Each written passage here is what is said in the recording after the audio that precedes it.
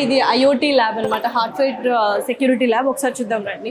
ఎంత సొఫిస్టికేటెడ్ గా ఉన్నాయి. సో ప్రతి ఒక్కటి అంటే లెక్చరర్స్ కావచ్చు, స్టూడెంట్స్ కావచ్చు, డిఫరెంట్ ఇంటర్నెట్ ఆఫ్ థింగ్స్ అంటే వాళ్ళ చేతికి చాలా డివైజెస్ ఇచ్చి ఆ డివైజెస్ సాఫ్ట్వేర్ లో ఎలా డెవలప్ చేయొచ్చు అండ్ సాఫ్ట్వేర్ థింగ్స్ కి ఎలా రిలేటెడ్ గా ఉంటాయి అనేది ఇక్కడ చాలా క్లియర్ గా ఇస్తారు. అండ్ ఇక్కడ ఆల్రెడీ మనకు డైరెక్ట్ గా ప్రాక్టికల్స్ చేస్తూ వాళ్ళు క్లాసెస్ అనేవి అటెండ్ అవుతూ ఉన్నారు. ప్రాక్టికల్ ఎక్స్పోజర్ ఉన్నప్పుడే చాలా నాలెడ్జ్ గెయిన్ చేస్తారు. సో ఇప్పుడు మనము నెట్వర్క్ సెక్యూరిటీ ల్యాబ్ అండ్ అలాగే centre of excellence SAB lab లో ఉన్నాం అనమాట. ఇక్కడ నెట్వర్కింగ్ కావచ్చు, C++ అండ్ డేటా స్ట్రక్చర్ బాగా నేర్పిస్తారు. ఎస్పెషల్లీ మన బీటెక్ స్టూడెంట్స్, తెలుగు వాళ్ళు ఏంటంటే లెక్చరర్స్ జస్ట్ థియరీ చెప్పేస్తారు వేరే యూనివర్సిటీస్ లో, వేరే కాలేజెస్ లో. కానీ ఇక్కడ థియరీ కంటే ఎక్కువ ఇంపార్టెన్స్ ప్రాక్టికల్ నాలెడ్జ్ కి ఇస్తారు. మన తెలుగు వాళ్ళు ఇక్కడికి వచ్చి జాయిన్ అయ్యి ఇటువంటి యూనివర్సిటీలో చదువుకుంటే నిజంగా అదృష్టవంతులు అని చెప్పుకోవాలి. సో ఇప్పుడు ఇది స్కాడా సెక్యూరిటీ ల్యాబ్ అనమాట. ఓన్లీ థియరీ క్లాసెస్ కి మాత్రమే కాకుండా మనకు ల్యాబ్స్ ఉన్న వాటికి కూడా మనకు బయోమెట్రిక్స్ అనేవి ఉంటాయి. Professor and as well as student కూడా బయోమెట్రిక్స్ వేయాలి.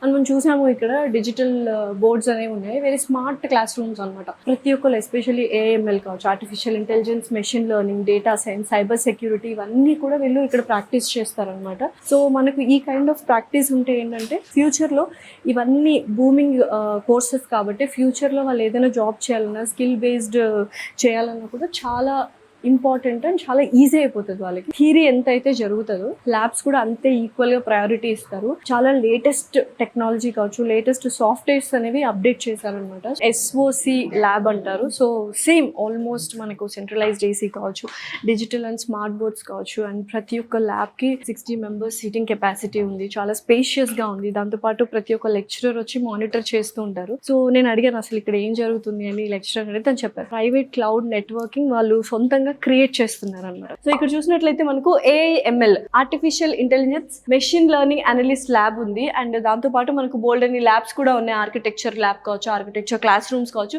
ఒకసారి వెళ్ళి చూద్దాం రండి. ఈ మధ్య కాలంలో అందరికీ తెలుసు artificial intelligence machine learning course ఎంత ఫాస్ట్ గా బూమ్ అవుతుందో. ప్రతి ఒక్కరు దాని మీద ఇంట్రెస్టెడ్ చూపిస్తున్నారు. అండ్ ఫ్యూచర్ లో దానికి సంబంధించిన జాబ్సే ఎక్కువ అనమాట. సో డిజిటల్ క్లాస్ రూమ్ తో పాటు మనకు ల్యాబ్స్ అన్ని ఉండడం జరుగుతుంది. ఇదంతా డెవలప్ చేయడానికి 3 crores ఇన్వెస్ట్మెంట్ అయితే చేశారు. So architecture and AI lab ఇది కూడా. ఇవి చూసినట్లయితే ఈ ల్యాబ్ ఎన్విడియాతో కొలాబరేట్ అయింది. వరల్డ్ లోనే the #1 company, chip designer company అనమాట. అంత పెద్ద కంపెనీతో వీళ్ళు టైఅప్ అయ్యి అండ్ ఇటువంటి సెటప్, ఈ ల్యాబ్స్ సెటప్ చేశారు. అండ్ ఇవి కంప్యూటర్స్ మాత్రమే కాదు, సూపర్ కంప్యూటర్స్ కి ఈక్వల్ గా వీటిని డిజైన్ చేయడం జరిగింది. అది మొత్తం మనకు స్టోరేజ్ కానీ, డివైసెస్ స్టోరేజ్ కానీ ప్రతి ఒక్కటి అందులో ఇన్బిల్డ్ చేశారనమాట.